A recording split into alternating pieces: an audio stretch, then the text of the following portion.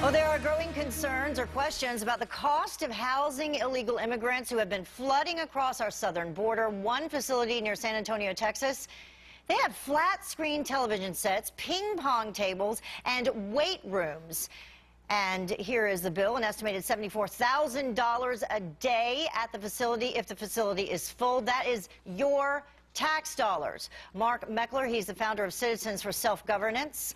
Marjorie Clifton, a former consultant to the Obama campaign and a principal with Clifton Consulting. Thank you both for joining us. Thank you. Thank you. Thanks for having us. Marjorie, I'll let you start with this. Sure. Do you think that's wise, and what do you think about that bill? Well, what we're looking at is a humanitarian crisis, and these aren't criminals. These are children and women who, many of whom have come to find their own families are here in the U.S. And in terms of solutions, we don't have a lot. I mean, we've been keeping a lot of these children and women in warehouses across the country.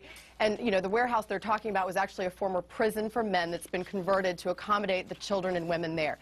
The cost is about $140 a day per person, which is actually about on par for what it costs to house a criminal in the United States, which is about $129 a day. So while it is tragic, it is just the cost. And right now, literally, we are dealing with, this is a humanitarian crisis, and I don't think we have a lot of other options right now while we're trying to process and figure out how to solve the problem and what to do with all these women and children. Mark, I don't think anyone is arguing that it's definitely a humanitarian crisis. It's a sad situation, but perhaps one would argue that taxpayers, legal citizens, should not have to pay for this. Well, I think that's a good argument, and I think, you know, Marjorie, along with Democrats, always think that spending money is the solution to the problem. You asked her the question if this is a wise way to spend the money. I would argue it's not necessarily humanitarian to provide flat-screen TVs, ping-pong tables, soccer fields, weight rooms. I mean, these are things that most of our own kids, or a lot of our own kids in this country, don't have access to. I'd ask you to go to the inner cities in America and ask those kids if they would like flat-screen TVs, ping-pong tables, charter schools, air-conditioned rooms, living in suites. Of course they'd like it. We have an obligation to our own citizens first. We are spending money that we do not have on people who broke our laws to come to this country. We're paying for it. That's outrageous. And Marjorie, you can't argue that we have, you know, our own children that go to school hungry. They go to bed hungry every single night. This facility in particular is going to be providing 3 all-you-can-eat meals a day. Also, when we talk about the unemployment rate, people here in America who are looking for jobs, at this facility, they're going to be given jobs as well. Granted, it's $3 a day for 4 hours of work roundabout, but, you know, jobs, food, health care. Many of our own citizens are not getting these basic needs provided. Well, I mean, okay, we have to look at what are the values that we have as Americans. I don't really understand what an option would be, whether it's just to put all these people out on the street, which isn't solving the issue. We need to actually keep them in custody, and so that we can actually find a way to deal with them, whether it's they're deported back to their countries or whether they're matched with their families here in the U.S. So, look, I'm not going to argue there are people that struggle in the U.S., but right now we're dealing with one contained situation. And what they're experiencing, yes, there are TVs and all the things that you talk about, but if you look at any prison in the entire United States, those also have those. For example, in Alderson, West Virginia, Pensacola, Florida, those facilities have swimming pools, foosball tables. Those are for criminals here in the U.S. And these are not criminals. While you might say, yes, they broke a law, when you're talking about small children, I have a hard time calling a small child trying to find their parents in the U.S. a criminal.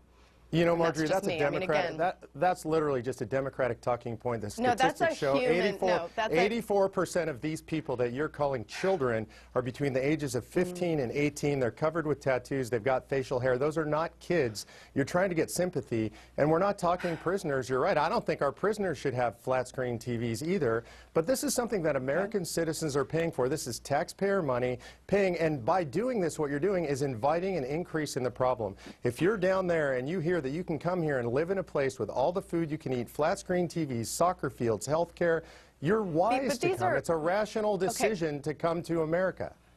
So but just to be clear, they're waiting to go to court. They're not here to stay and live in a resort for the rest of their lives. They're Marjorie, here waiting how do we know that? How do we know that they're not going because that's how it's been. Stay? No, because they've already. If you read the press on this, they've actually set up the system right now to where they're moving a lot of these children to the front of the line, which is processing them and having hearings on it, which is a whole other conversation. The last statistics I read, about 57,000 of them have come here since October, and only about 1,200 so far have been sent home. That's the last statistic that I read. Well, and the statistics Right. show Well, that and 8 out of again, 10 people are not showing up for their deportation proceedings, so the vast majority of them are ultimately disappearing into American society and will impose a long-term grave fiscal cost on our country. Okay, I have to Right. wrap it But up. what we're speaking to Quickly, yeah, I would say Marjorie. this is less a political issue, and this speaks to a larger broken immigration system, which we have to find bipartisan support for. All right, and we So have to be that's all I'd concerned say about health that. care as well, though, because Yeah. as we mentioned earlier, they're bringing respiratory illnesses, tuberculosis, chickenpox, also Right. with them. Thank you both for joining us. Thank you for having me.